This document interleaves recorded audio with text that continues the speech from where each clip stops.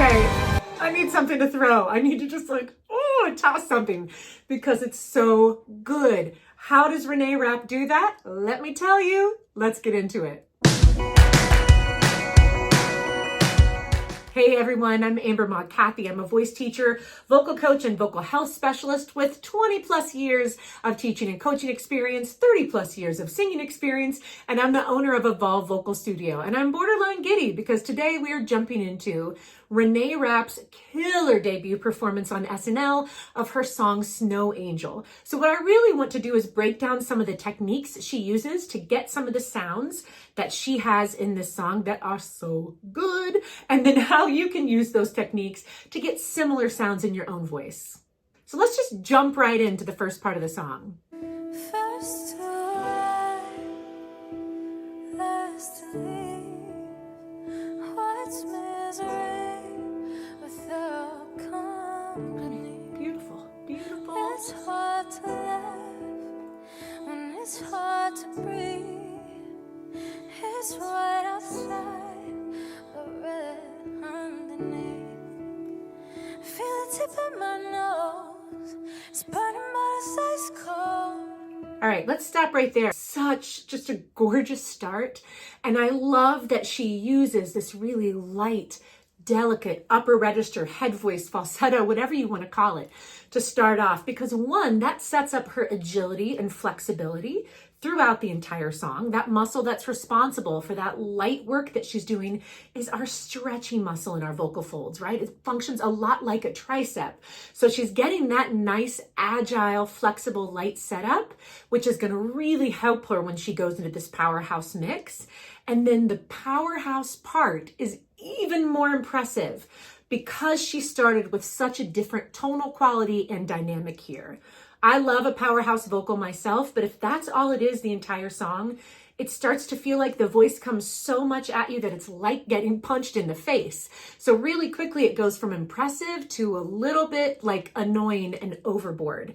She does this so beautifully, and she uses different tonal qualities and dynamic choices throughout her performance, which just makes it so powerful, right? You can't look away. You can't stop listening. So the exercise we're going to use to help you get this light, lovely upper register heady sound is on a rounded oo vowel.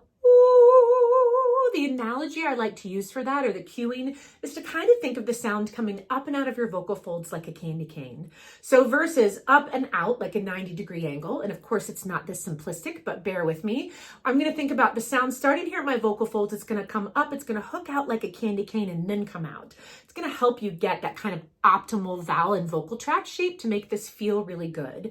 We're going to do a nice light volume, and we're just going to start off with a sliding third. This is a pretty typical place for a typical female voice. Typical male voice, you're probably going to be somewhere around here. You're going to start where it works for you. I'm going to move it to my octave, my range. And what we're going to do is just a nice light oo vowel. We're going to hit our pitch. We're going to slide up to the third and slide back, thinking about that candy cane.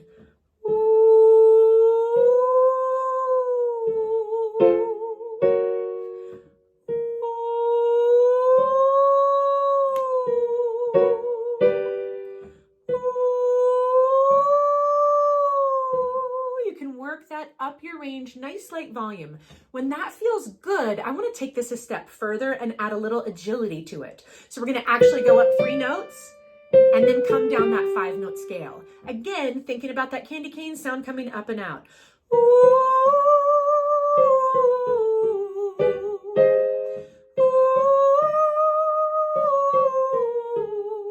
If you are a person that feels like you need to push a lot of volume here, to get the sound to come out, number one, that's not just my light head register, right? That's a pretty big mix. It's also not a mix coming from a healthy place. I just loaded up my vocal folds. If you are somebody who feels like you can only get it with big power, nothing's wrong with that. It just means you need to do the work here. I want you to lighten it up as much as you can, where you're able to get vocal fold connection, so you're able to make sound at the lightest volume possible. If it still feels like too much, stay with that sliding third, right? Just a nice sliding third. Work it up and down your range. So speaking of a powerful mix, I want to go into where she moves from this gorgeous, light, heady quality into a more substantial, what I would call mixed voice sound. Let's check it out.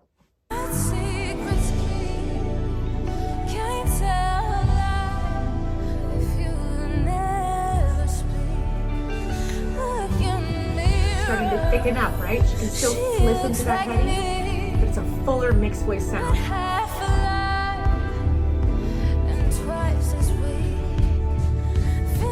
Brighter again. Already a little thicker. I'll make it through the winter if it kills me. I cannot watch this. I've watched this so many times. I watched it in real time on SNL. I watched it again the next day. I've probably watched it 20 times and it just makes me laugh out loud with joy. I just love it. I love the performance. But that's an aside. So you can hear here in the song, she still has access to that light, but she's starting to build into that fuller sound. So she is not doing a full chest voice sound up here. I would not say it sounds quite chesty, but I would still say there's an element of mix there. She's moving back and forth from light and heady to a little bit thicker, fuller head voice into a pretty chest dominant mix voice, right? She uses so many colors throughout, which again, just makes it so lovely, so interesting, so musical and dynamic. So let's talk about a mixed voice exercise, but a mixed voice exercise that's going to build in a little bit more of that low end dominant, chest voice dominant sound. So we're gonna do this on wah, wah, wah, like the word what. And in fact, if you saw, I started to do a little vocal cry there. That's coming up really soon. She's using a little bit there on kills me. She's also really modifying the vowel. Notice she's not going kills me, because all of a sudden that's brighter. She really adds some depth to that by dropping that jaw. So for that darker, chestier, mixed voice sound, we're gonna drop that jaw and do a little bit of wah, wah, wah. It's gonna sound like wah, wah, what? But obviously without the T on the end. And you're just gonna do wah, wah, wah, wah, wah, wah, wah, wah, wah, wah. And I've got a little bit of vocal cry already. She really kicks into it here next. Big time vocal cry, but let's add just a little bit. So we're either just a little bit annoyed or just a little bit sad, right? Either one to get that boosted vocal tract shaping and sound. Just a little bit of cry in there. Wah, wah, wah, wah, wah versus wah, wah, wah, wah, wah, right? That's more of just kind of an open, straight, pure vocal tract shaping. I want just a little bit of that boosted sound. Wah, wah, wah, wah, wah. You're moving this to the range that works for you. Wah, wah, wah, wah, wah. Wah, wah, wah, wah, wah. The great thing about this exercise, and again, I love to do this across the board, if this works well for you, take it into the song. Wah, wah, wah, wah, wah. If that feels good, then you go back and add your lyrics and shape things the same. So we've got our light, heady upper register exercises. You've got 2 of them. And then we've got our mixed voice sound, but that incorporates a lot of chest. Now we are jumping into where she just blows the roof off. I want to pause really quickly again and look at that vowel modification. It's not, if it kills me, worthy. Really dropping that jaw because it adds that depth and that extra heft there. So the vowel modification is an important part for her here. If it kills me, And then she lightens up and goes brighter.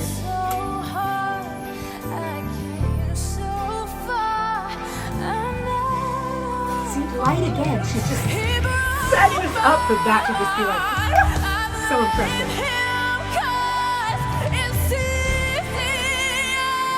So let's look at, I blame him cause, wah, wah, wah, wah. Look at that drop jaw. Then she gets a little brighter and a little more vocal cry. It's easy. She's getting ready to go off even more.